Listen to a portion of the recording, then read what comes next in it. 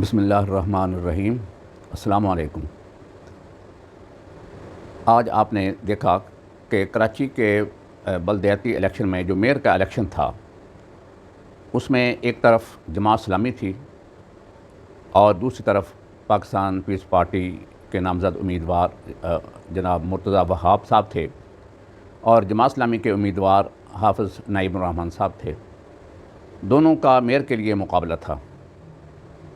بہت دن پہلے سے میڈیا کے اندر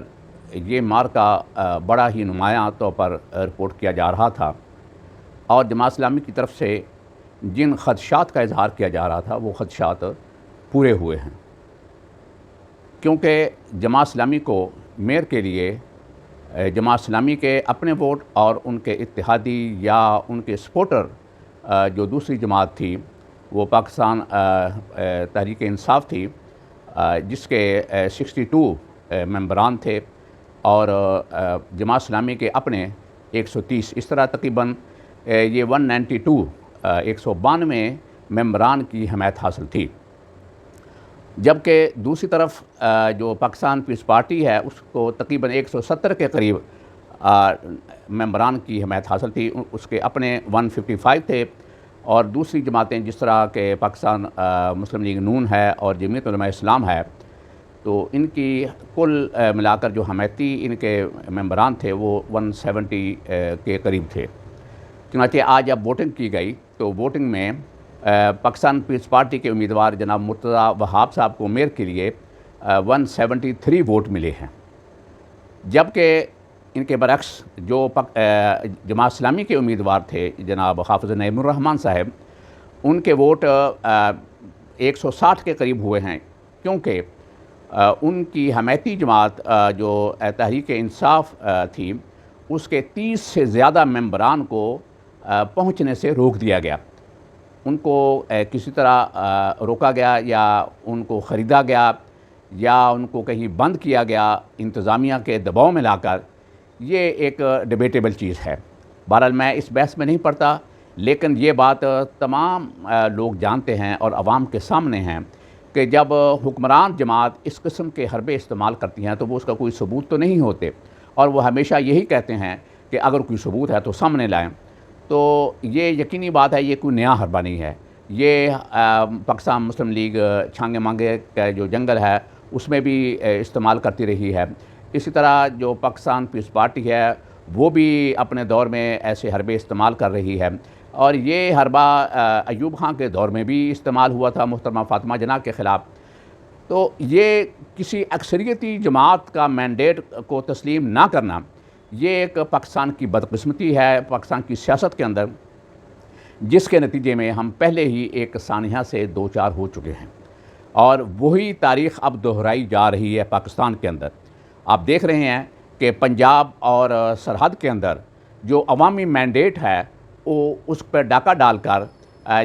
کس طرح یہ نگران حکومتیں بیٹھی ہوئی ہیں، اور یہاں پر آئین کے برعکس الیکشن بھی نہیں کرائے گئے، اور سپریم کورٹ کے حکم کے باوجود اور آئینی تقاضے کے مطابق پنجاب اور خیبر پختونخوا کے اندر یہ جو صوبائی اسمبلیوں کے انتخابات تھے وہ نہیں کرائے گئے، اور ان پر یہ قبضہ کیے ہوئے براجمان بیٹھے ہیں۔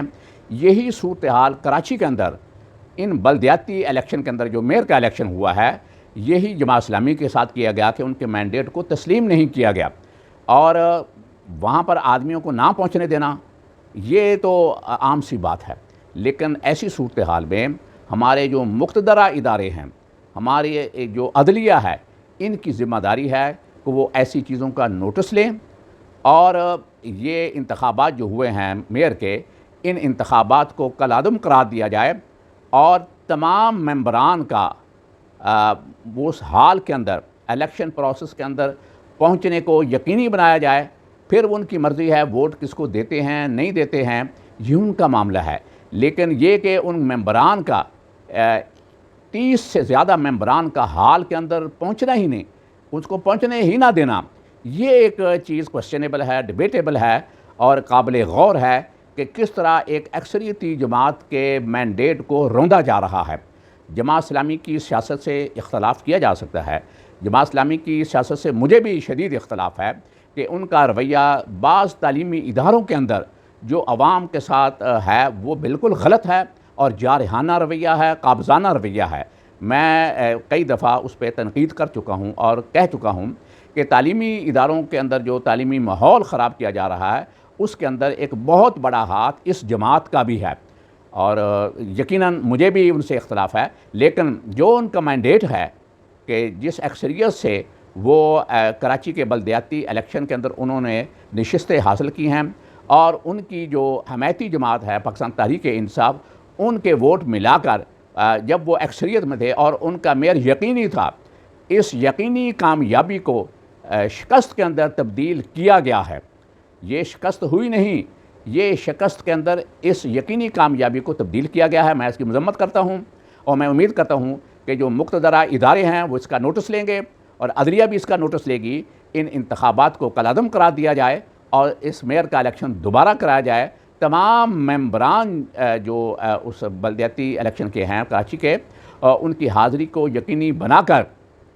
اس پروسیس کو مکمل کیا جائے۔ اس طرح دھونس اور دھاندلی اور اس طرح قبضہ مافیا کی صورت میں جس طرح کہ پنجاب اور خیبر پختونخوا کے اندر یہ نگران حکومتیں بیٹھی ہوئی ہیں، یہ لا قانونیت ہو رہی ہے، غیر عینی کام ہو رہے ہیں، اور ہماری عدلیہ بھی بظاہر اس وقت معلوم ہوتا ہے کہ وہ بے بس ہوئی ہے، اور ان کے اختیارات اپنی جگہ پر ہے لیکن ان کے پاس کوئی طاقت تو نہیں ہے۔ ان کے پاس تو صرف قانونی اور آئینی طاقت ہے، اور اس آئینی اور قانونی طاقت کو انفورس کرنے کی جو قوتیں ہیں وہ حکومت کے پاس ہیں، اور حکومتیں اس بات پہ اب اس صورتحال میں عدالتوں کے سامنے نبرد آزما ہیں اور عدالتوں کے سامنے کھڑی ہوئی ہیں، اور انہوں نے اس بات کا تہیہ کیا ہوا ہے کہ ہم نے عدالتی احکامات کو تسلیم نہیں کرنا اور نہ ہی عدالتی احکامات پر عمل